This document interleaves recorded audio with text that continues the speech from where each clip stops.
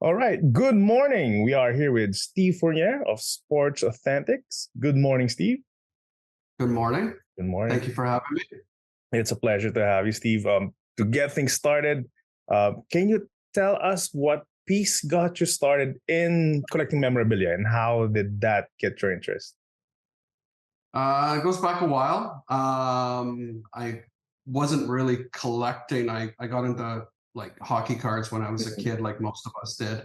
And my mom ruined it for me by writing our names on the cards and devaluing everything. So I kind of quickly moved on and just got into my teenage life and then university life, and really wasn't much of a collector at that time. Always been a sports fan. Mhm. So basically, I was working in Chicago uh, 25 years ago, and I was at a Cubs game, and um, uh, uh, sorry, Greg Maddux was pitching against Roger Clemens. So two 300 win, two 300 win pitchers were pitching against each other. So Mhm. the Cubs versus Houston. So it was a great game, and we had great seats. And it was after work, and we were still wearing our suits from work, and we were having a beer, of course, at the game. And one of the employees that was running by, a usher or something like that of some sort,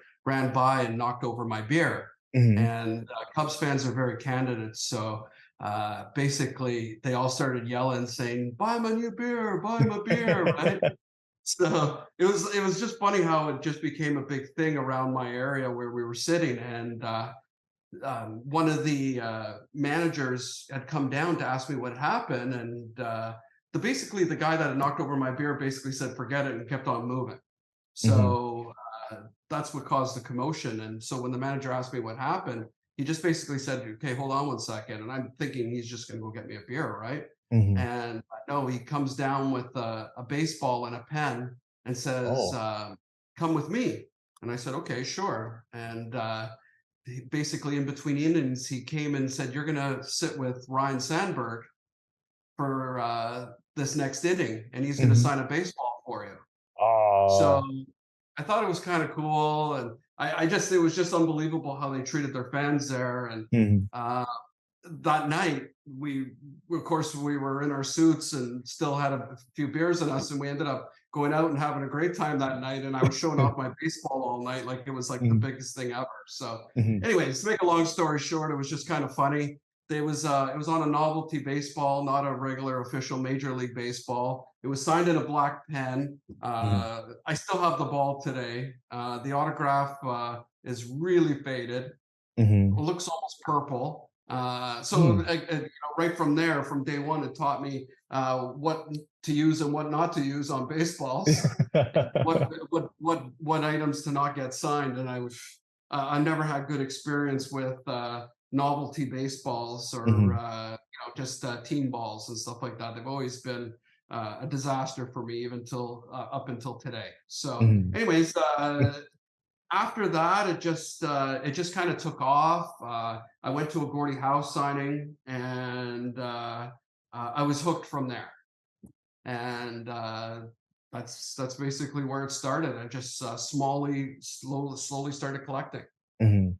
Would you say that baseball was the piece that currently doesn't have any much value for others, but for you just has that memory just locked in, has a lot of sentimentality for you?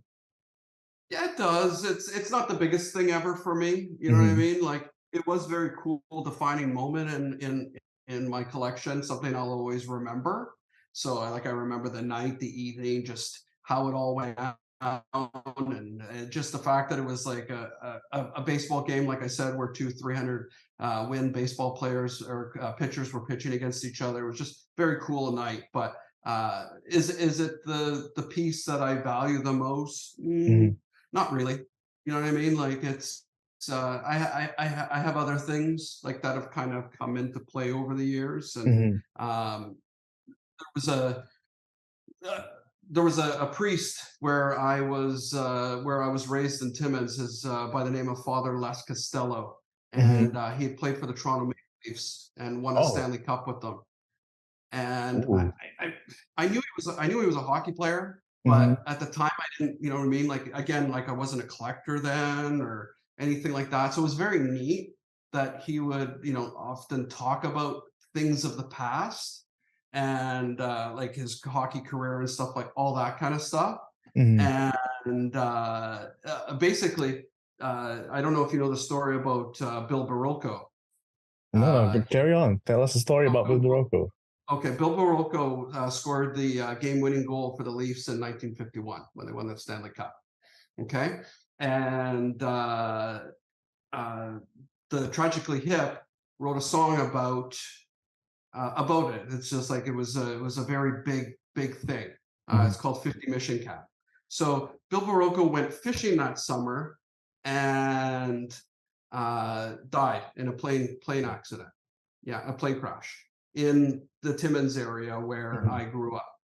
And so I had spoken with many of his teammates over the years, Les Costello I'm talking about at this point, and they had told one gentleman by the name of, or former hockey player, teammate by the name of Fleming McKell, basically saved Les Costello's life because, I should change that around. Les Costello saved Fleming McKell's life because Les Costello needed to go to the dentist, and Fleming had a car, and Les asked him if he could drive him to the dentist. And it was a really big thing for Les to get this dentistry work done because he was like, he had an infection or something like that. It wasn't like just, you know, cleaning or, you know, something simple like that. So Fleming didn't go on this fishing trip where he would have died.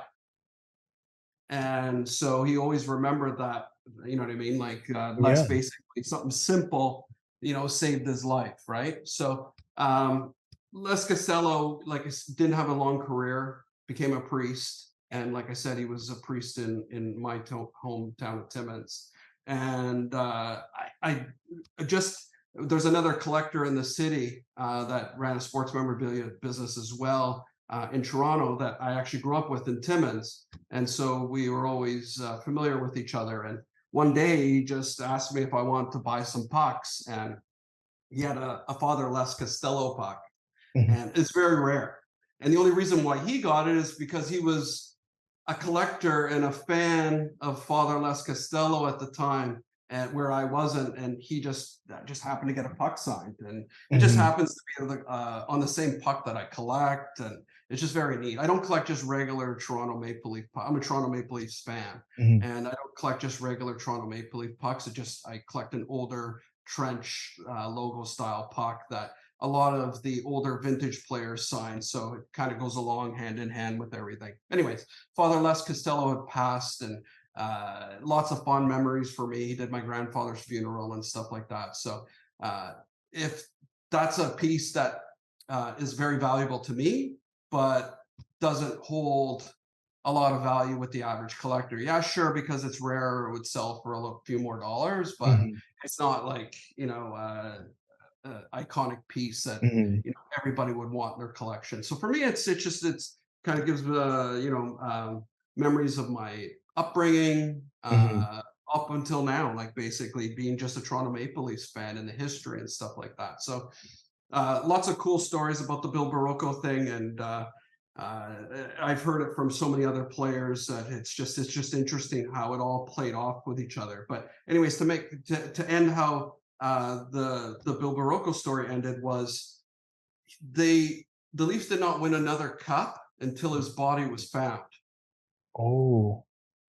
So he scored the goal in 1951, and the Leafs didn't win another cup until 1962. Wow. That's a long period.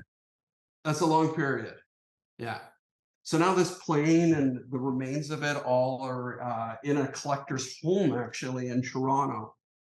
And he's the person that holds these the pieces of the plane and stuff like that is actually an acquaintance of mine. I do business with him, and he's a big collector. Nice guy, very nice guy. But and if you want to talk about collections, this guy has a collection. So you know, if you I know this guy would love to talk to you probably as well. So if you ever want his information, I'd be happy to pass it on to you. But he has got game use stuff, like Mhm. stories behind his stuff is unbelievable. But anyways, we're not here to talk about that today. Yeah, awesome. But yeah, thank you for bringing that up. We'll definitely discuss that at the end of the interview. And um, with this puck that you mentioned, is that your favorite collection piece, or it's just the one that holds a lot of sentimentality to you, and you have another favorite piece in your collection? Uh, I it's a sentimental piece more than my favorite piece. Mhm. I recently attained during COVID a signed guitar by Eddie Vedder, Mm. which I was really excited to get my hands on. And Mhm. uh, the person who got it for me was someone that gets me entertainment memorabilia, and so I know him very well. I have a lot of trust in him. At first, obviously, like anybody, when I work with them, I have to make sure that I'm dealing with somebody that's authentic, that's Mhm. dealing with, that I know that I could trust because I'm putting my faith into them to hold my integrity. Yeah. And it was his own personal Eddie Vedder guitar. Oh. And he had sold one a while back, and I said, I said, do you have any more? Or sorry, I didn't say you have any more because they're so rare. I said, sorry, I missed it. And he says, well, I actually got two signed. And he says, I got one for sale, and then I got one for myself, and I'd be willing to sell mine. And I listen, I love I love music, and changing the look of my business during COVID, from not just being a sports memorabilia company, but to a sports memorabilia and entertainment company, was kind of like refreshing for me, and kind of got me through that time. Mhm. So the fact that I was able to get my hands or attain this guitar was huge for me, because I'm just a big Pearl Jam fan, and they're just great. Yeah. Honestly, like I, I love their music. It reminds me of my college days, Mhm. and I just the way I look at entertainment memorabilia versus sports memorabilia is that players in sports get paid to sit down and sign, Mhm. and it is becoming a little more frequent now, or it's becoming more popular now, where entertainment people are signing Mhm. for paid sit down signing, but it's also very rare. Like Eddie Vedder's not going to sit down, Robert Plant's not going to sit down, Mhm. Mhm. Paul McCartney's not going to sit Yeah. down, right? No, no, So to get my hands on this kind of memorabilia is really cool. So I don't have a guitar. Well, actually, I do have guitars in my collection now. I just all of a sudden that just kind of like got me going. But you can only buy so many guitars before you're like, where am I putting these yeah. things? And so actually, right now, all my guitars are being framed. Like I said, we just moved to a new home. Ooh. So I'm excited to get the frames are ready. I just got to pick them up. They're in Quebec and Montreal. I have a very good framer there that does amazing work, Mhm. especially with guitars. That's what caught my attention, was the work that he did for others. So I'm really excited to display these pieces in my home. So the Eddie Vedder guitar is like it's amazing. Like he even drew a dragon on it. Oh. So not only for, and I have pictures of it too. Like I have all kinds of stuff. Like Mhm. everything I'm talking about, I have cool pictures of. So I think I even have a picture of me at the game when I got the baseball. Oh, wow. Oh, that will Yeah, be fun. yeah. So it was pretty cool. It was pretty cool. That's But cool. yeah, that's the other better guitar is it wasn't like it was just something that just came up, and Mhm. it was something I couldn't pass up, Yeah, yeah. and yeah, that's basically it. That's awesome. That's awesome. And now we've talked about a piece that has a lot of sentimentality. Your favorite piece. Now with the guitar as your favorite piece. Now let's move on to the what you could say as the rarest or most valuable item in your collection. Uh, it was a Michael Jackson Thriller album, Mm. but right now it's a Paul McCartney White Album. Ooh. Yeah. So for me, I consider that one of my biggest pieces. Mhm. The Beatles are just still popular. Their value has just only gone up.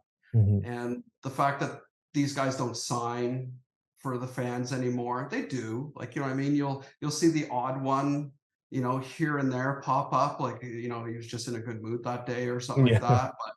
But this piece was actually the first entertainment piece I ever got. So Mm. I had a collector from New York, that big hockey fan, and he wanted to do a trade. He said, Mm. I've got this extra stuff. And I couldn't believe it. Like, one of the items was like a Paul McCartney album. Like, it was unbelievable what this guy had to trade. But Mhm. as I learned, more and more about these guys that were, chasing artists around the world, they have an abundance of this stuff. Mm. And it's not like they have, like, 30 Paul McCartney albums, but Yeah. for them, as long as they have one for themselves, they have another one for sale, Yeah. basically. So for me, like I said, it's not like something that you see a lot of these days. It's crazy how rare this stuff is and how undervalued it is. But I consider the White Album signed by Paul McCartney way more valuable than like a Wayne Gretzky jersey or something like that. You know what I Mhm. mean? Even though, like, at one point they kind of held the same value, Gretzky's have kind of gone down in value, which I'm sure you're aware of. Mhm. But I'm surprised that a Paul McCartney album is only, like, between 7,500 and 10,000 Canadian. You know what I mean? Whereas, a Gretzky jersey where he signed thousands of them uh, is the same value. It just doesn't make sense to me. So Mhm. for me, that's where I consider it to be more rare, more valuable, and it's the only piece that I have that's rare like that. So I really like that piece. I mean, is that piece like stored somewhere, or is it something that you display in your area before you move? I don't display a lot of my stuff. I really like my personal items. Uh, I really make sure that if I am going to display something, it's got to be something that I know will not be affected by light, Mhm. stuff like that. So the Paul McCartney album is signed in a black marker. Uh, it's on a I think it's on an original album. The album's not in the best shape. It's not in the worst shape either. It's just so you can see the wear on it. So Mhm. something like that, I would, obviously put in a more professional top loader sleeve. You know what I mean? It's stored in a room where I know the room temperature is good, where it's not going to be damp or too much humidity or anything like that, right? So Mhm. that I'm very concerned about.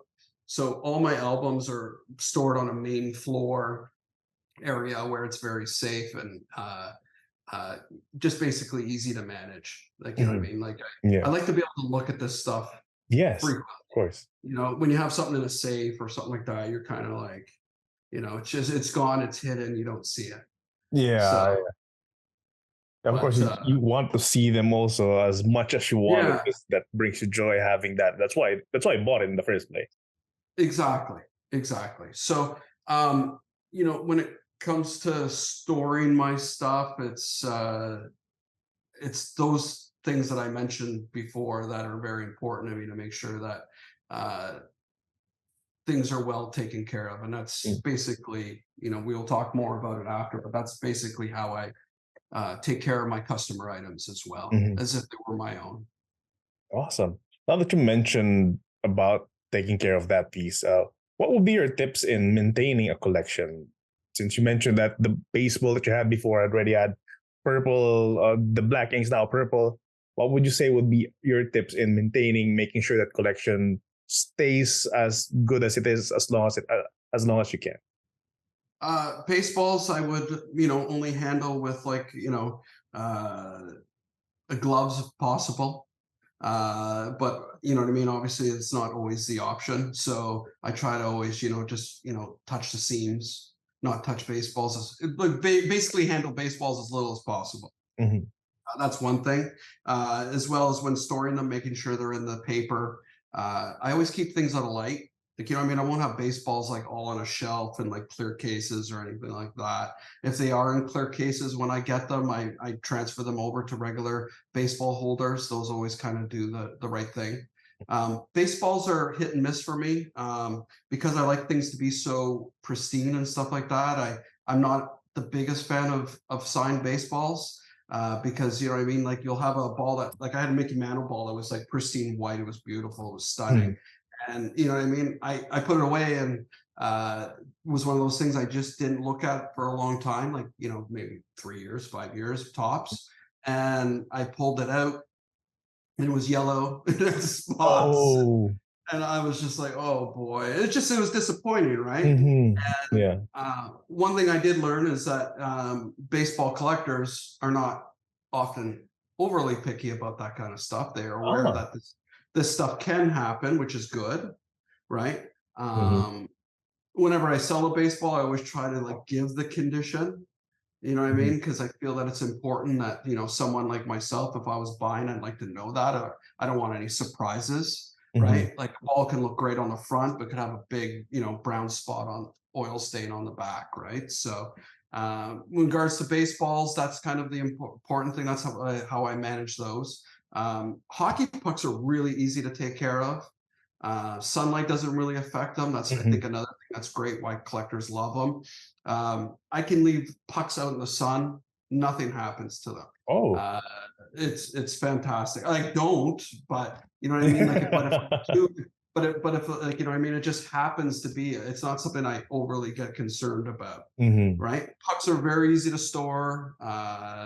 You know, when we do store them, we do put a cushion in between the puck holder and the puck. So that cushion prevents the autograph from touching the top of the top loader, which I've seen 20 years later, 30 years after a puck's been signed, you can open that puck up and you could see that it's left part of its signature on the top of the top loader, where you would not see it until you pulled the top loader off. Yeah. So one thing that we do is we put a cushion in between, and, you know, we could have pucks that sit for 10 years, right? Not my most popular sellers. We have 10,000 pucks. So, you know what I mean? It's, and, you know, hundreds and hundreds of players. So the one thing that's very important for us is to keep that cushion in between so that it keeps the longevity of the pucks. Photos, we never expose photos to sunlight.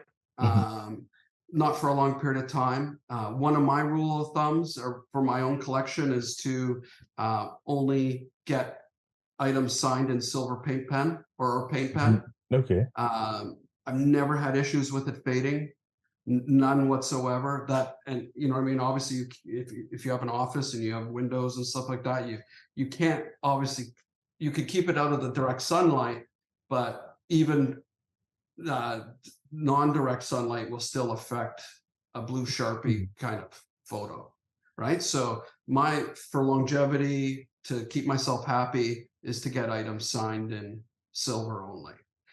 So basically, when we are working in a room where photos are, we often keep them flipped over, like the top one, so that it protects obviously the one underneath and then the one on top, of course. Yeah.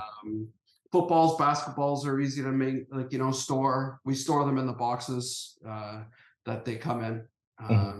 It's they hold very well with autographs.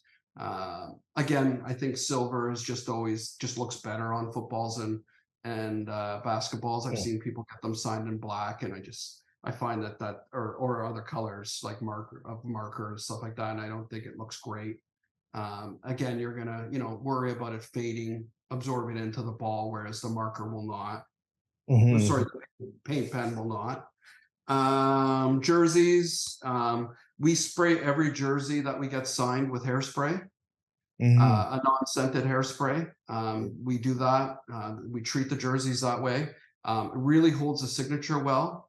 I'm sure you've seen jerseys get signed where the whole signature just explodes all over the number. Yeah, just get absorbed in all that.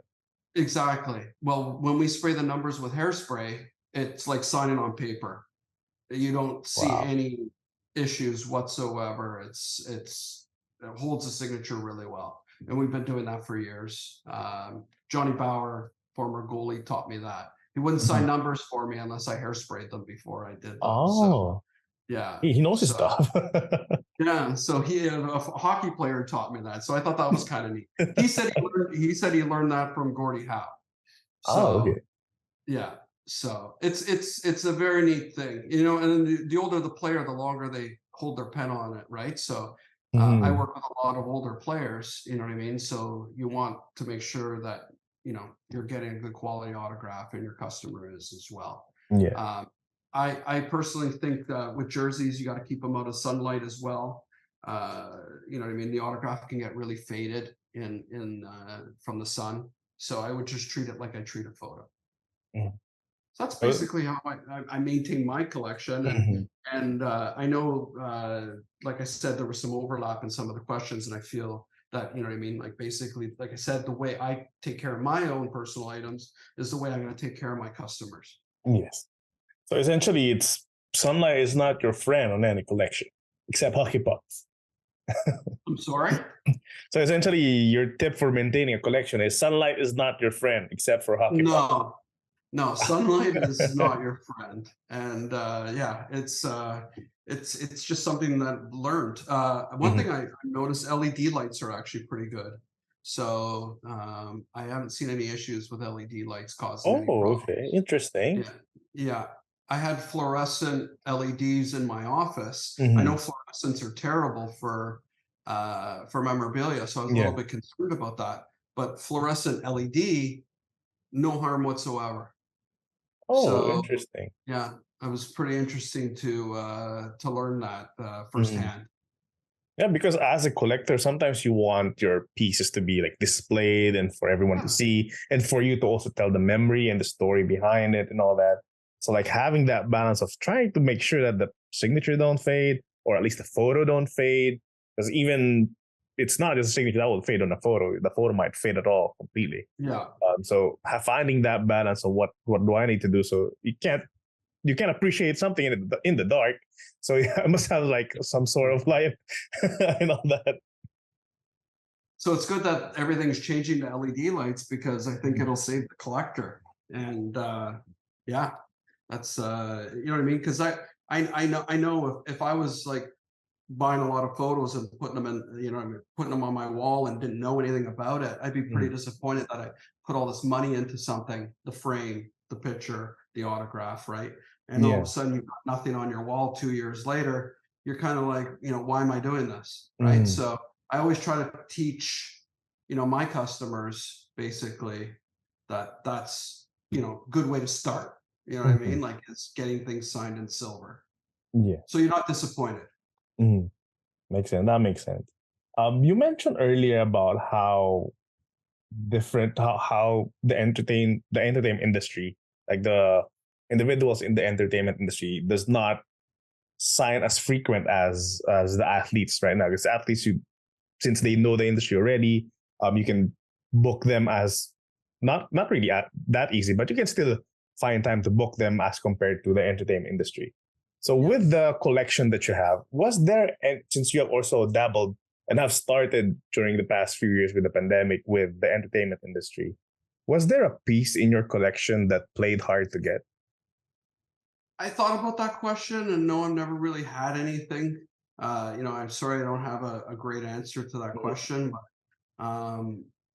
I, I I know so many people in the industry now that if you just sit around and wait, you'll get that piece you want.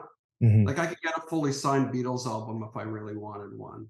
I can get a Wayne Gretzky game used stick if I wanted one. I can get a Stanley Cup ring from a player if I wanted one. You know what I mean? Or a Super Bowl ring.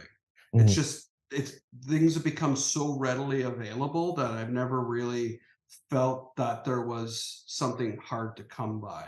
I have silly little things I collect, and you know what I mean. Like I don't know why I do it. Sometimes I think it's just for just to keep me occupied. Like I have a set of cards that is not really that valuable, but a lot of collectors collect it and they get it autographed. And so there's certain cards in there that I need to finish my collection, but is that a hard get for me? Not really. You know what I mean? Like it's Yeah. not that important. So I've never really found anything so far hard to get. So yeah, it was for me just happening to be in the industry. A Mhm. lot of doors are open for me if I have the money. Yes, exactly. And some people, it's just their specialty that when they have someone in their network that's just their specialty to find this pieces that they wanted, no matter how ridiculous it is. Someone somewhere Oh would yeah, have that piece, and at the right price, someone will be willing to give it away. yeah, of course. All right, and with all your experience as a collector, what will be something you wish you knew then that would be great to know now when you were starting to collect pieces? Uh, Again, just like I said, like about the sunlight. You know, Mhm. what I mean, I hate to go back to that, but it's just to feel that it's very important. And like I said, if someone had told me, like, you know, what I mean, like how to get baseball signed, you know, preferably in a sorry, ballpoint pen versus black. Mhm. Uh, you know what I mean, like just small little things like that. But I think the most important thing is to start your collection slow, learn your collection. Like, you know, don't try to like collect everything Mhm. at one time.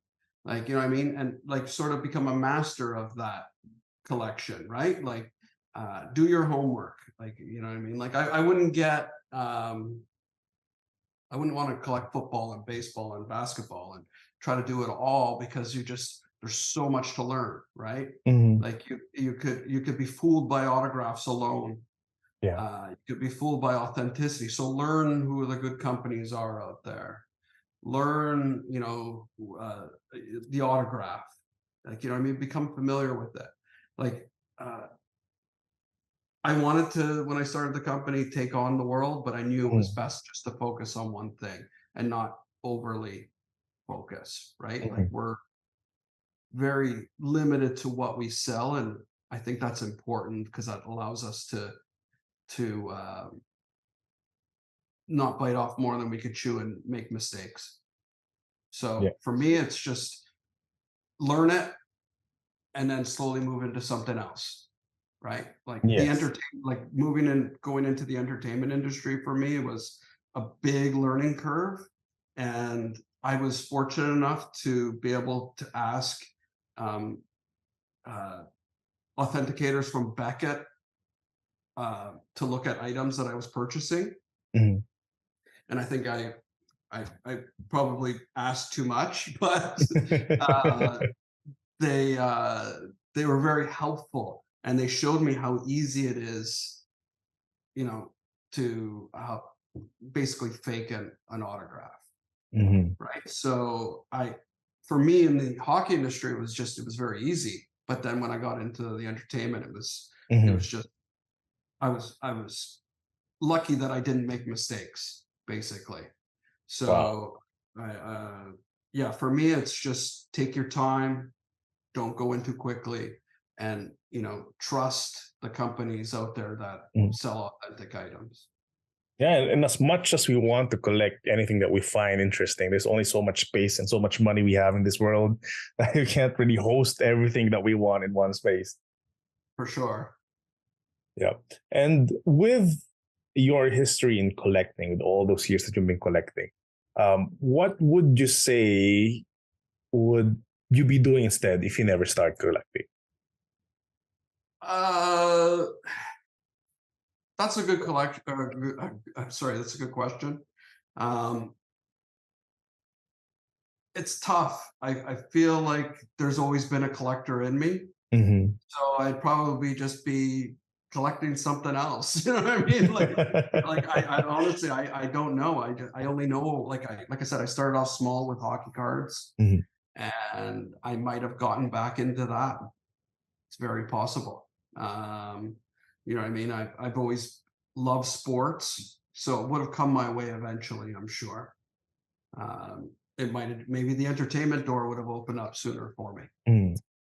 But I don't I possibly couldn't think of what else I would be doing if I wasn't collecting. So It's it's sort of just sorry, I think carry it's on. hardwired in me. Hmm. So it's just essentially something that was triggered, but it's always within you all these years. I agree. I agree. And getting that baseball was the trigger. Mhm. That beer was a trigger. Yeah, exactly. Exactly. And being an avid collector for so long, when you look at your collection today, what is it that you feel? Uh, it's changed a lot. Mm, You know what I mean? Like items that I thought I loved, that were near and dear to my heart over time kind of faded away. mhm, And I felt that I could, move on from it and basically uh, uh, add a new piece by, giving it to somebody, giving it a new home kind of thing. mhm, So my collection has become more valuable. That's one thing that I pride myself on, that I've always made very good decisions, and I let pieces go at the right time, and so over time it's become more concentrated mhm, and more valuable, and what I mean. So I don't have like 300 items that I have. Well, I probably do, but mhm, all 300 items, I would say are now more like 100 valuable items. You know what I mean? mhm. Like that are way more valuable than the 300 alone. So it's not, Yeah, I hate to say it's not about quantity, it's about quality at this yeah. point. So my collection is forever changing, Mm, but there are pieces that kind of stay behind, like a Muhammad Ali boxing glove kind of thing. mhm. You know what I mean? Like I'll always kind of keep that in my collection. Like if everything is displayed in front of you, like all your collection, and when you look at them, what is it? What emotion does that give you? Accomplishment, succession, and just uh, fantastic memories.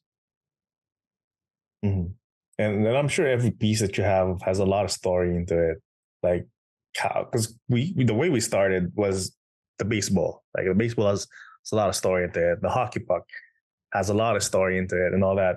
So yeah, it's just like a time machine when you see all these pieces and how when they're laid out like that, and just memory after memory that's just being triggered by it. It's a fun thing to experience, right? Of course, Yeah, of of course. course. And with your collection, when you started the business and when you started collecting, what which came first? Like when I understand that you were young when the first piece triggered you, but when you started collecting a lot more, which came first, the business or the collection? There was always a small part of business to it. You know what I Mm-hmm. mean? Like eBay was great when it first started. I was able to. Uh, I was actually buying Tom Brady rookie cards, which was funny Mm, enough, and I got very lucky with it. He had won his first Super Bowl. His value went up. Then he didn't win a Super Bowl the year after. And then he won another Super Bowl, and his value went up again a little. mm-hmm. Uh, and I was just hanging on to these cards, and all of a sudden, these $100 cards became $1,000 cards.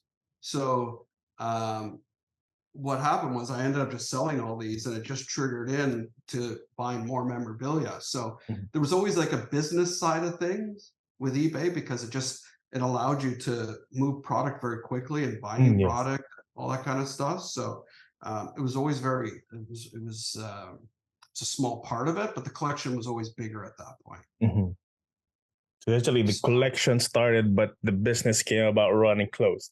exactly, exactly. Yeah, because when you collect, there are a few pieces that you might have, you might get as a duplicate, and sometimes you might want to dispose them and buy another one and all that. So it's not really a business per se, as you say, but it's something that you can consider as a business technically that you're buying and selling. Of course. Well, it definitely teaches you how to work with, other people in the industry, right? Like if Mhm. you're Yeah. what they want, what they're looking for, what kind of condition they want it to be in. So you're learning a lot at that point about the business, but you're not really truly learning everything that you need to know about the business, right? Like Yeah, there's so much more to it than that. definitely. There's so much more nuances into it, so much more details that you have to know. And it's constantly evolving. I mean, what you know now might not be that big of a still will be important, but might not be as big as it was today to like a year or two from now and all that. So it's always a constant thing. For sure. And with SportAuthentix, what's the story behind it? I mean, how did it came about? Why SportAuthentix? Why the name SportAuthentix? Can you tell us more about that? Uh, the name I was throwing things around with friends. Mm-hmm. So it was about the logo, it was about the name. I think SportAuthentix, I always had that name for some. I just came up to me, like the name just kind of came to me one day. And then sure enough, you type it in Google and like somebody else owns that name. I'm Mm-hmm. like, oh, like even like 12 years ago, 15 years ago, whenever, you know what I mean? Basically, I started looking for the name. So um, I, in order to create a name in Canada, you have to make sure that you're not using another registered company's name. Mm-hmm. And so I created SportAuthentix with an X. And I don't know, again, how I came up with that. I feel that I just have a very creative mind, and I've created my own logo. I've created my own website. I do all that work. And so it's just fun for me. So like I said, I threw out a bunch of logos in front of friends, and it narrowed it down to 3, and then I had a bunch more people look at it, and then eventually we just came up with the SportAuthentix logo. When I first started, like I wanted to tackle the whole world. I had a coach, a business coach that was helping me. Like I was meeting him for lunch, and it was very good at first because he was kind of like, keeping me motivated, and I had responsibilities to upkeep every week with him. And basically, as much as I wanted to expand into so many different things, I only had a door in hockey, basically, an open door in hockey. And so it started with that, very small. And basically in the summer of 2011, I worked very hard on getting everything ready, like website and contacts and everything that you need in order to start a business. And I had like a big collection, so it was easy to go online and look bigger than I was. You know what I mean? Like I maybe only had one of everything, but at the time the customer didn't know that. So I was very lucky. And basically what happened was I launched during the hockey season, and great time to launch, obviously. And I got sued by my competitor that day, as soon as the day that I launched. And for me, it was very intimidating and all that kind of stuff. And I found out it was just a big scare tactic that just helped me, build callous for the future, basically. And so from there, I basically started very small, and I should explain why I got sued. It was just for confidentiality. Basically, I worked for another company for a very short period of time. And like I said, they just want to use a scare tactic against me, and it didn't work. But anyways, so I started very small, and started with the Johnny Bowers of the world, and the Eddie Shacks, and the Bobby Bonds, and a lot of the more local Toronto Maple Leaf guys that had won the Stanley Cup. But my first major signing was with Tyler Seguin, Boston Bruins. Young gun at the time. He was drafted second behind Taylor Hall. So there was a question of who was the better player, and I just built my name off of that. And then basically, so people became to know SportAuthentix a little more. And this is a very short period of time. This goes only from September to November. Oh. Wow. Yeah. So very, very short period of time Hmm. I'm doing this. So by December, my name's becoming more known. I don't know how I got in contact with Bernie Perron, former goalie from the Philadelphia Flyers agent. Hmm. Um, I believe he called me for some reason. And anyways, this goes back 12 years. But anyways, I was asked if I could help sell his uh, game used equipment from the Winter Classic game in Hmm. 2012. So in 2012, Bernie was going to play a period at the age of 70. Yeah, at the age of no, maybe he was 68 at the time. I'm not sure how old Bernie is now. I think Bernie is 80. Hmm. So, Wow. uh, yeah, so I think he was 70. So I was asked if I could sell his items for him. And so I was just trying to get my foot in the door with the NHL, Hmm. uh, to become a partner of the NHL. And they were testing me out basically, which was overwhelming on its own. If I could believe it's like going from starting in September to becoming more well known in December, then all of a sudden having the opportunity to sell Bernie Perron's product and merchandise on the NHL. So we did that and we hit a home run. We did Hmm. really well, and all the money for the mask and the equipment went to charity for the Boys and Girls Clubs of Bethesda in Philadelphia, Hmm. PA. So from there, basically, all of a sudden, the business just kept on going. Now, all of a sudden, SportAuthentix is on the NHL. And so I've got more credibility. And just to give you an idea, there's only 5 companies in all of North America on the NHL. Wow. Yeah. So I'm one of them. And I thank Bernie Perron to this day. He doesn't realize what he did for me, but Hmm. I mean, I have a great relationship with him and his wife Jeannie. They're fantastic people, and Bernie just does a lot of good for people. So I think it just for him, it's like one ear out the other. You know what I mean? Like he doesn't realize, like what he's doing for people, but for what he did for me, basically, it's huge.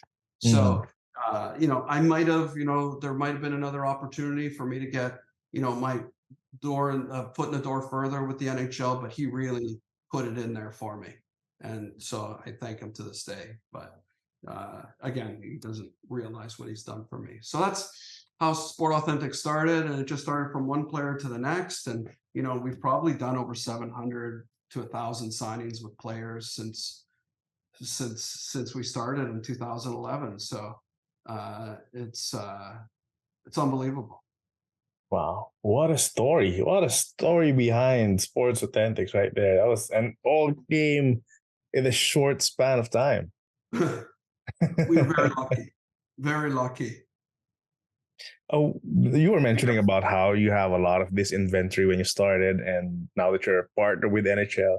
Um, can you just let us know about the items and services that you offer to your clients? Our main thing that we offer basically is we do public and private signings. So we allow public signings for people that don't know. It's basically our customers can attend a public signing at an area where they can meet the player and get their items signed by that player. Mhm. So that's a service we offer, and obviously the fans love that. And that's as well helped us grow over the years. We used to do small shows at Dave and Buster's. Mhm.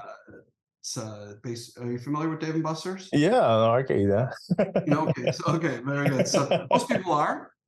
So it was a great place because you know what I mean. On a weekend, you know what I mean. People want to be with their families, and it's a Mhm. great place to go. And the husband could sneak away while the kids playing video games, and the mother's, doing her thing. So everyone's happy. So Yes. that worked out really well for us. But now we also started doing shows across Canada. We're working for a company called the Sport Card Expo, And so we bring in players for public signings on a much broader scale. You know what I mean? They're like their sponsors are eBay and a lot of big names. And you know, Mike Tyson's coming in this year, and we have Peter Forsberg coming in. So we try to give people an opportunity to meet players that they don't meet very often. Mike Tyson isn't ours, but Peter Forsberg is, and he's only done one public signing in Canada previous to this, so this is huge. Yeah, and I would consider this to be one of my bigger signings that I've ever done. So I'm quite excited for this. But on the other hand, there's a lot of people that can't make the shows. You know what I mean? That, you know, live in California, that, you know, can't travel over. Some people do come from California. It's unbelievable how far people come in from all over the place. I've had people come in from Europe. I've had people come in from Asia. It's crazy where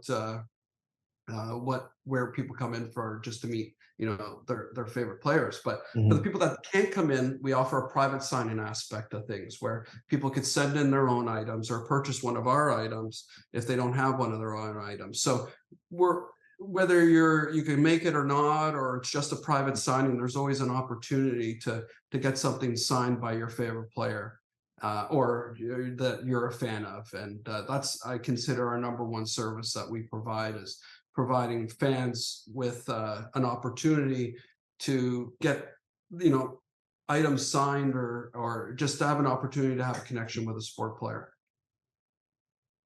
Awesome. And you also are into the entertainment industry, right? What items do you currently have with the entertainment industry? Like, what services also do you offer in that segment of your business? I don't really. I'm more of a buyer.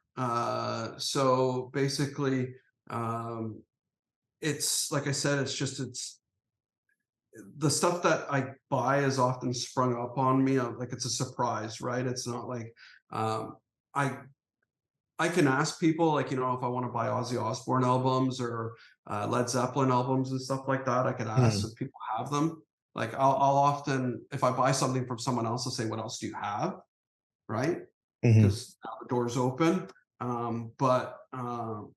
There's really no direction I go in. It's very limited, right? Like, you know, within the last 2 years, I bought, like, I think 10 Led Zeppelin albums. And now I don't see any. Did I buy all the albums that were available at the time? Maybe. I don't know, right? But I don't see any. So the entertainment industry is becoming, or not becoming, it's very inconsistent. Ozzy Osbourne's actually doing the reason why I brought up his name is because he's doing a signing next month, which is very rare. So I'm able to have items signed by there. But I'm not going to go and get, you know, 50 albums signed. I could, but I find it I could. It's just I'm not going to. I never sink all my money into one thing. I like to spread it out. So that's basically the direction I'm going in. So it's something like, you know, I mean, it's like a great opportunity. But of all the years that I haven't been doing the entertainment stuff for long. I've only seen 3 major artists. 4. The guys from Kiss sign, like Ace Frehley and Peter Criss sign. Alice Cooper signs. Meatloaf signed before he passed away. And now I've seen 2 signings by Ozzy Osbourne. So I know there's other artists out there that do other stuff, but I guess I'm not paying attention. Artemis Pyle from Lynyrd Skynyrd. He does some stuff at shows. I've seen Gene Simmons do a show once, but like I said, it's very, very, very limited. So the entertainment industry it's fresh, it's exciting. You know, I bought some Cure albums this year. You know, who would have expected the Cure to go back on? Yeah, you know, right? But they did, and it's cool. So you know. I got a message this morning, like, you know, guy's gonna see Muse, he's gonna see Blink 182. You know, yeah, Blink 182 is also back. Yeah, do I want anything? It's like, you know, that's the other thing too, right? Like, I never like to buy things in advance because, like, you know, these people are getting street autographs. So, you know what I mean? I obviously don't want to buy stuff that's smudged. I don't want to buy stuff that's, you know what I mean, like doesn't have a great autograph, like, you know, black in a black area of the album. I've seen Yeah. that before, and it's Or a shortcut autograph from a yeah, long right. autograph. Oh yeah. Like we had a Paul McCartney album once, and he just signed Paul instead of Paul McCartney, right? Mhm. So it sold. It was unbelievable. It sold, but yeah, it's pretty cool.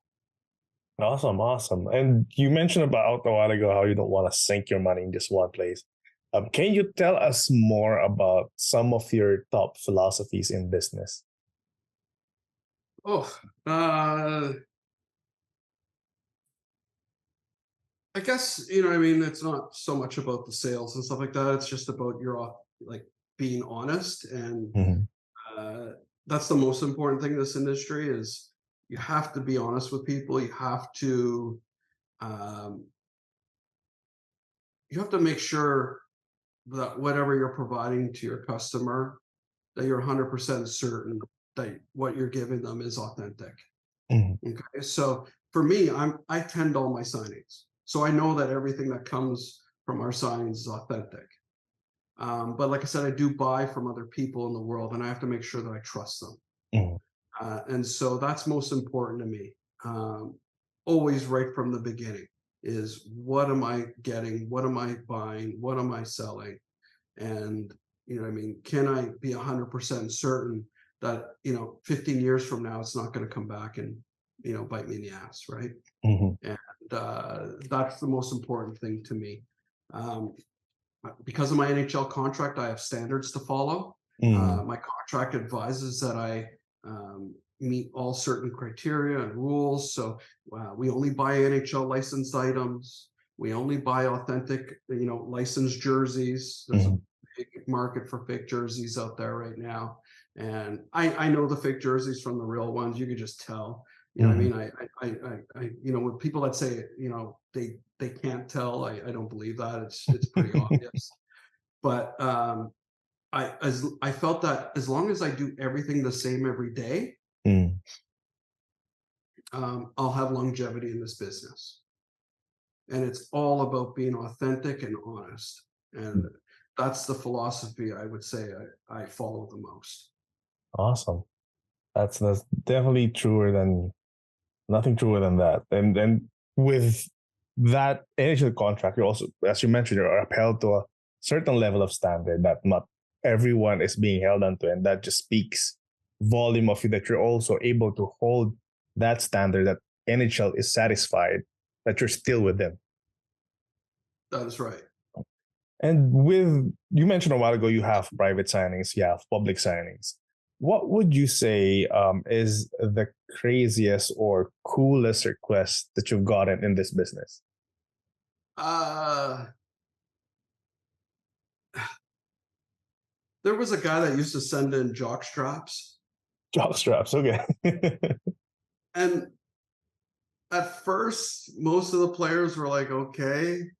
But then when we started working with the younger players, like the Mhm. more current players, they were Yeah. like, what the F is this? You know what I mean? And I could see what they're thinking. Like, you know what I mean? Mm. Like, why is a guy collecting jock straps? And what is he doing with these jock straps? And where is he displaying these jock straps? And players just started going, I'm not signing this. Right. Yeah. So uh, at first, for me, it was just like, okay, you know, guy collects that. I'm not going to question them. Mhm. It's not overly weird. It is sports equipment. But yeah, then I started to I disappointed my customer. I told him, like, you Mm. know, it became a you know, player has right to refuse to sign anything. Yeah. And it started becoming more frequent. So I lost a customer, unfortunately, but that in my head always sticks out as being the oddest thing to Mm. send in to get signed, and the weirdest thing to put an athlete through, especially if it just, you know what, it didn't make the relationship between the customer and the player different. The player all of a sudden just started looking at me going, okay. Like, So, you know what I mean? Like, thank God it didn't last longer than that, but it was just, you know, I'm sure players were like, why is he getting me to sign a jockstrap? Right. Yeah, that's So of course, definitely I had to explain that. Mhm. And That's definitely high on the weird odd list that I have heard of people wanting to sign. yeah, in hockey, you know what I mean? I guess it's that thing. And anything, like anything you can have signed as sports equipment, I guess they'll just send it. Yeah. And I know the one thing, they're not expensive. I think they were like, you know, $10 for a jock strap or something like that. So, you know maybe what I mean? I that's why. guess maybe that is why it was Like more a stick is feasible. expensive, a puck is expensive, and I don't know that's the something else. aftermarket on those. I possibly couldn't imagine what that would be. I don't think anyone had made the research about that. And with you mentioning a while ago how about the most valuable item in your collection, how about with sports authentics? What is the rarest item that you have carried at a certain point in time, or you might still be carrying it right now? Mm, we don't hang on to a lot of customer items for long. Like once they get signed, they're moved on to the next level, sorry, they're moved on back to the customer. And basically, I'm always shocked when, you know, I get a game used piece of memorabilia that comes in, Mm-hmm. right? So because we mostly do hockey signings, that's where I see it the most. Like I've had Gordie Howe jerseys sent in, like real ones. I've had um, Belleville jerseys sent in. Uh, I've had actual player Stanley Cups, like the ones Oh. that they receive sent in. Mm-hmm. Like it's unbelievable that people want this signed, but they do, I guess. You know what I mean? So Mm-hmm. I've had my hands on these, and you know, obviously the value varies, but I always find it just very interesting that just people have this stuff, right? Mm-hmm. So, and the condition, and you know, I always think like, you know what I mean, would I want this stuff? And it's just like, how do I display it? And it's neat, but at the end of the day, it's I think it's just pretty cool that some people have some of these like items that have even bigger stories than I can imagine Mm-hmm. behind them. Like, how do people get a hold of this game items that Oh yeah, you can't really imagine how what it took for them to just have that piece? for sure. Like, you know, this day and age, you could buy stuff on auction, right? A lot Mm-hmm. of players auction off their stuff, but it's not always that way, right? Like I had a guy, like, you know what I mean, that had a game puck. You know, he Don Aubrey. He told me Don Aubrey had, when he was a kid, said, "I'm going to score a goal for you tonight." Well, he didn't score a goal, but he got an assist. So he had pulled the puck out of the net and gave it to him. It was one of Bobby Orr's goals. So Oh. yeah, so it was kind of neat that, you know what I mean, the story behind this puck is. You know what I mean? It's just I just some of that stuff is just so cool, right? Like who knows where they get it from, but that was Yeah. just, you know, a guy telling me a story about his puck, so it was pretty neat with that. It's the story that makes it more interesting. Like, why, what happened to this item, and all that. Exactly, exactly. Speaking of players, is there any specific player you can mention the name if you want, or you can omit the name, just tell us the experience? But was there a player that you worked with that was memorable for you, and why was he or she memorable? uh I mentioned Bobby Bond's name before. I Mm-hmm. often name him when I've been asked this question before, because he's such a gentleman. I used to go to his home to do signings, and uh he just it was it was crazy. Like the morning that I went to his house to do the signing, he wasn't answering his phone. Mm-hmm. But I had to travel quite a distance, like not distance, it was within the city, but it was an hour outside of the city to get to him. So I wanted to make sure I arrived on time. Mm-hmm. And so when I arrived there, he just passed, by the way, so God bless his soul. But when I got there, he'd answered the door, but he didn't answer his phone, like I said. And he had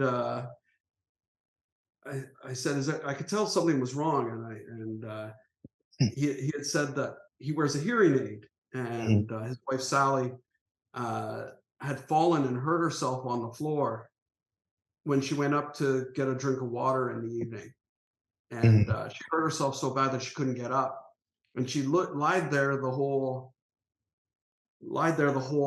night until he got up and put Oh. his earpiece back in. So he Mhm. was startled by it, right? He had to get Mhm. an ambulance and get her in an ambulance. And that's how he spent his morning.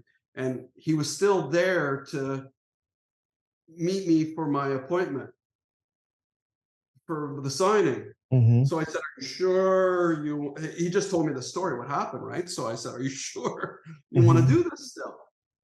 He's like, "Yeah, yeah, yeah." So without a doubt in his mind, he did it, and you would never know anything happened the Mhm. night before in the exact kitchen that we were working in. And he said to me, like, he didn't even need to at the point. He says, he goes, "I don't know if you know this, but," he goes, "a lot of players are talking about you." And I said, "Oh." Mm. I said, about what?" And he goes, "Well, it's good." He goes, "You don't realize this, but," he goes, "a lot of the players you work with need the money. So you're these players don't say it, but they're very thankful for you putting money in their pocket on a regular basis. And so we as a whole are very thankful. And I just wanted to say thank you on behalf of my friends and peers." And I was kind of like taken back by it, but as well, it didn't make me. I didn't really think about it that way, right? Mhm. So it was nice to be looked at in that way. Um, the more I work with current players, the less I'm going to be helping out those people. But you'd be surprised that you are helping out some players that need assistance, right? Not everybody, managed their money properly or Mhm. made the money that the athletes are making today. Yeah. So it was just something that opened up my eyes and uh, made me appreciate what I'm doing a little bit more. When he said that, what was going on your mind? Like, how? What was your reaction when he said that to you? Well, I was taken back, right? Like I said, it was a surprise Mm. for me that, what I mean? It was just, if it was a good feeling because, like I said, when I started my company in 2011, and, I mean, obviously this isn't a sad story. My business just took off and I work really hard. I work every day and I've been doing this ever since. So, uh, and even till today, I still work every day. Like, I mean, up until a few weeks ago, I had my first holiday since December 8th. So I worked every day since December 8th, Mhm. moved a home, everything, moved an office to another province. And uh, it's just the way I am. So for me to work that hard and to hear that kind of stuff, it Mhm. just makes you feel good about what you're doing. You need those uh, supportive words and uh, uh, rare occurrences to keep you going on a day-to-day basis, right? Mhm. Yeah. So Yeah. And it's a validation that you don't usually hear people get. Right. It's not like some other shop would have that same validation. It's a type of validation that within you that it's not given. It's like rarely given by coming from the players themselves. yeah, no, and Mm. I don't hear it a lot. You know what I Yeah. mean? But Yes. it was nice to hear that one time. Definitely. That was definitely a nice thing to say. And how about like a tricky situation with a player? Have you had any of these events where we just, for some reason, we just that interaction, we just happened to have like a not so good day with a player, and then suddenly had a difficult situation with that player? Yeah, on a few occasions, I've had players change contracts on me at the last minute, and they're Mhm. basically got, "I'm here. You need me to succeed, Mhm. and If I walk out the door, you make nothing, and I don't care. I don't need to make anything because I have more money than God, basically. And that's happened not a lot. I would say like maybe 1% of the, maybe even less than 1% of what I've done, where players have changed the contracts on me. And yeah, that's like I said, it happens so rarely. It's never an easy thing to deal with. So majority of the time I've had to give in. And afterwards, I've always realized that I really didn't need to, because they would have probably stayed anyways. That's the funny thing. You don't realize it until later. But yeah, it helps you. It definitely helps you deal with it. It makes you more prepared for the next time. Definitely. Like, the first few times it happened was very small. Like, you know what I mean? Like I had to like, you know, I was paying the player a small amount and I had very little more to add to it. So it wasn't like overwhelming for me. But I was paying a player over $40,000 Wow. for a signing. And yeah, we had done so well with the signing that we were going to pay him double Oh, wow. that amount. That's how well we did with it. And he renegotiated the other 40,000 so that he would make all profits off of that other extra money that he made. So does that make sense? Yeah, So it basically, makes sense. So basically, he kept the part of the deal where, like, he agreed to the original 40,000 that we agreed upon, and signed everything within that scope, but then kept on negotiating new prices on the other $40,000 worth of merchandise that we sold. So by the time we were done, we were only supposed to pay him 80,000, let's just say. We ended up paying him 100,000. Oh, okay. So $20,000 more than what we originally did. And he kept on saying, "I'll just walk out. I'll just walk out." Yeah. And we're like, "Okay, you walk out, we lose customers. You know, we have pissed off customers, blah, blah, blah, blah, blah." And it just goes on forever and ever. And he kept on going to me like, let's just say, for example, he would say, "I want this amount of money more for the extra 20,000 that I'm doing." And so I would say, and he would literally say, "Go to your bag and bring me money." And I would come back with money. And this is the other thing too, which is crazy, is that I had to come up with this extra money on a weekend.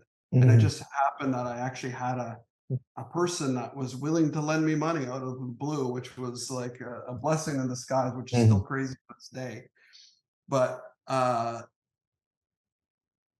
would come back with like 5,000. Well, you want to come back with 5,000 more. So it wasn't even like we were negotiating. He was just like picking numbers off the top of his head. So the worst part about it is that he would sign only 50 items and then renegotiate a new deal. Like he was miserable. He kept on like it was crazy what he was doing. But one of my staff caught him signing like, you know, only 45, but he was counting 50. So he go 46, 47, 48, 49, 50. But my employee, who's an accountant, was standing behind him. And he's like, "No, he only signed 42. No, he only signed 43. So we kept on paying him for these. So he was just screwing us over and over and over and over. And it was just finally, when the guy left, I was just like, never again. Never again am I working with this guy. I'll never say names, but he was terrible. And then he called me. Yeah. Okay. One afternoon and said, "I heard you're mad at me." And I would not give in. I said, "Nope." I said, "I'm not mad at you." I said, I basically said I should have had a better contract with you. I said, my fault. I blamed everything on me. Well, then after this day, this guy loves me and always talks about me, and now is all of a sudden my best friend when it comes to things. But Well, so Wow. someone that was my most difficult person to work with Hmm. is now all of a sudden, I don't know how I gained his respect, but I did for somehow, and he treats me differently. So I'll leave it at that, but he knows who he is. Wow, that's a turn of events. I was not expecting that. Yeah, so it was a very difficult, it caught us by surprise, Hmm. and, yeah, it was just something that just I never expected, ever, Hmm. Did you and, ever get to like work with him again out with this newfound relationship with him after? yeah, I worked with him again, and he was like he'd be like now he's like, "Oh, for Steve, I'll do anything, blah, blah, blah," and it's just like, why did you put me through hell the first time? You know what I mean? And the Hmm. funny thing is, I worked with him before, and he was perfect. Before that, Mm, okay. 3 times before that. But for some reason, this 4th time, it was just like he said to me, he goes, Steve, it's business. That's all it is. Nothing personal. This is business." Hmm. And he basically said you should have negotiated another the deal ahead of time on the extra. And I'm like, Hmm. never in the history of man have I ever a player ever complained about extra money, Yeah. especially double what we were guaranteeing him, right? So Hmm. it was interesting. It was a first, yet a blessing in disguise. Oh yeah. Awesome. And speaking of challenges that we have, sure you know the next question now. What would you say are the top three challenges that you have faced in this business? Uh well, like I said, I got sued day one, Mm, so it was that was a learning curve for me. You know, you're not sure how long that's going to last, so you're kind of always at first you're on your toes, but it definitely, like, you know, makes you stronger. And you realize that, you know what I mean, your competitors can only do so much to you, right? mhm, Uh, um, but then your competitors are always going to be your competitors, and there's just some people that want to see you succeed, and there's some people that don't. And I always found it to be challenging when my competitors would um, advertise an event on the same day as me at the mhm, same time in the same city, right? mhm, So I always uh, I became more strategic in when I started advertising events. mhm, So instead, I would advertise around their dates, like, so not obviously on the same days as them. So I would try to show good practice, and that kind of helped uh, make it made the problem go away quicker, I would say. You know what I mean? Like, so basically, you know what I mean. I would hold my ground and still do the event on the days, but instead I would start picking better dates to uh, leave myself less exposed, mhm, basically. And so it became less of a problem. And so for me, I always found that instead of, you know, acting towards it, I found a solution to get rid of the problem. So mhm, that was a challenge for me. Um, and then basically, uh, I think a challenge that I deal with on a daily basis is just making sure that uh, I know my customer and I learn my customer, right? Like I know what they like, what they don't like. Like all my customers want different things. They want holograms on items. They don't want holograms on items. They want blue pen. They don't want blue pen. They only use black Sharpie. They only want name and number. Like it's just there's so many different things, and mhm, that's a challenge on a day-to-day basis. And like you said, the business is forever growing and forever evolving. So you know what I mean, learning what new pens are out there, what pens not to use, what you know what I mean, like just all that stuff. It's forever a challenge, and I feel that as long as I keep up with it, mhm. it's things are going to go smoothly for me. Awesome. And with all of these changes that has been happening with the industry, you've been able to ride and adapt and be flexible in that. What makes you the best at what you do, Steve? I think just the fact that I'm a collector, um, and like I said, looking after people's memorabilia is as if it was my own. Mhm. Like if I like I will strategically plan out the placement of signatures for my customer. Like, you know what I mean? Like I could have a card, you know what I mean, specifically, you know what I mean, signed on that card, but Mhm. I like to make it so specific that the player doesn't have to question you, right? Mhm. Like, you know what I mean? Some players will sign across their face on items or in their body, like on a Mhm. picture or something like that. And it always boggles my mind why that happens.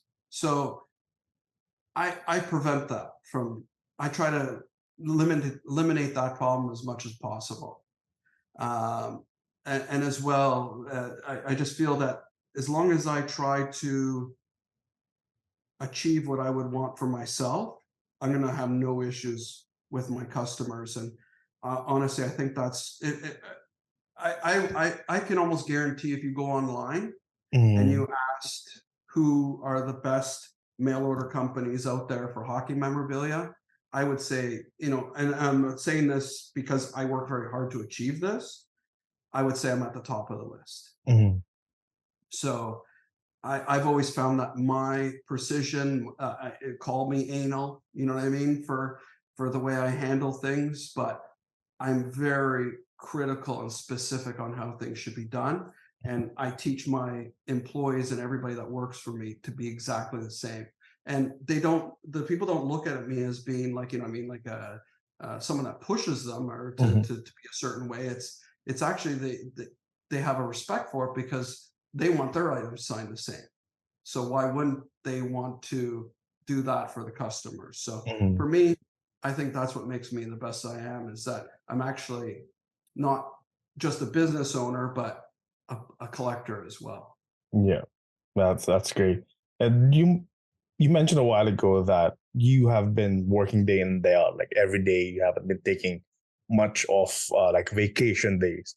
And No, what drives you, Steve? What makes you bring your A game every day? Why do you still do this? Why don't you take breaks? Why do you prefer to do the business than take a break? uh, I don't want customers contacting me saying where my items, you Mm. know, when you're shipping out my items.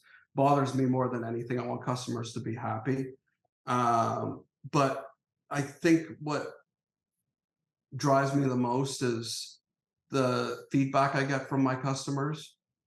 I am often saying thank you in emails to them for their kind words. Mhm. You know what I mean? Like a lot of them will say, it's always a pleasure to deal with you. You always respond to my emails right away, or you always take good care of my items, or you guys are amazing, like how well packaged your items are, or how the condition of your items are, or I never get a bad autograph from SportAuthentix. There's so many things I can go Mhm. on and on and on forever, but it's those things that keep me going.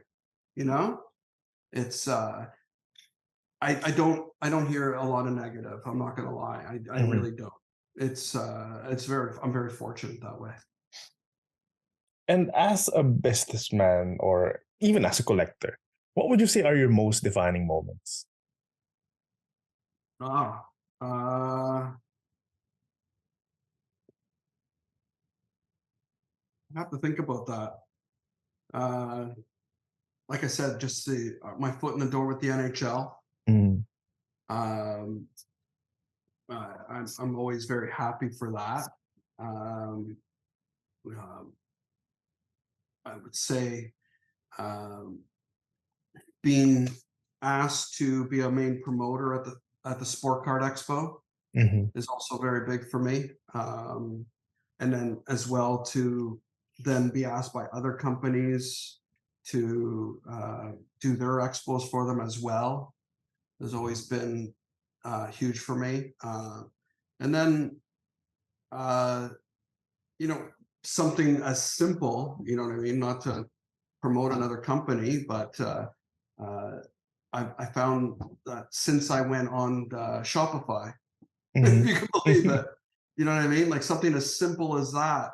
I was using my own network, my own website, and one day it crashed, and so I had to Mhm. come up with a new website in a very short period of time, and Shopify was very new at the time. I could have picked other, companies and stuff like that I'm sure would provide me with the same thing that Shopify does for other people, but I went in the Shopify direction, and right away I noticed like a big change in my online retail growth. So I was always very popular with the public and private signings and Mhm. on social media and stuff like that, but it just took my online business to a different level. So those are some. I know it's a small thing, but for me, it's some of the things I remember the most. And obviously, there's so many memorable times with players and stories they've told me, and cool things that have happened. And but there's so many of those things, Mhm. and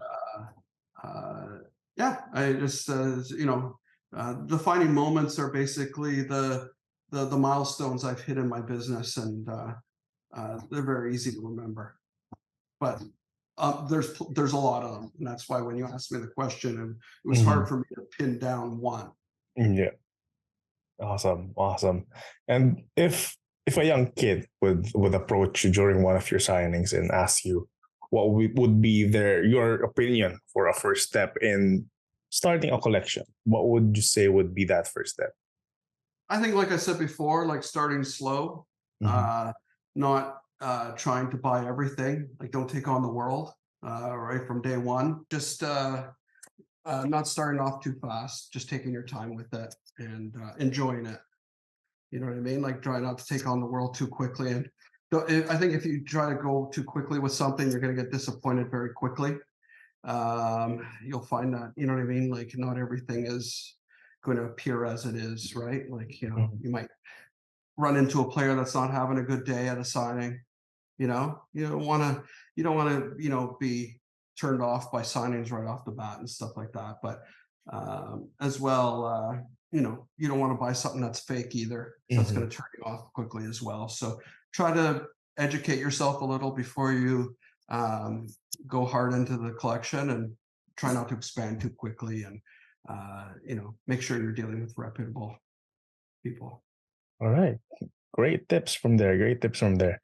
And lastly, what any other final words and other last words that you want to say to your readers of your section, to the listeners of your feature? Any final words for them? Uh, well, obviously, people could say, you're not there unless you have your customers, but it is true. They're the drive behind me, coming into work every day. For some reason, I take well, it's not for some reason. I take big risks every day when I book new events and new signings, and they they support me and trust me with their items. So I want to thank them for uh, trusting me to ensure that they're going to receive a quality product. And uh, I can't thank them enough for that. And then as well, the players for trusting me and uh, allowing me to build, a business relationship with them, and giving me the opportunity to succeed. So without, like I said, without my customers, I wouldn't be here today. So thank you. Awesome, awesome. And that is it. That is Sports Authentix. Steve Fournier for everyone, ladies and gentlemen. Thank you so much for sharing your experience and your story with us, Steve. It was a great pleasure to have you on board. We thank you so much, and we're glad to hear your story. It was very interesting, very fruitful, very deep conversation that we have. Thank you so much. Thank you for your time. I hope it went as well as you expected, and it was fun reliving some of the memories.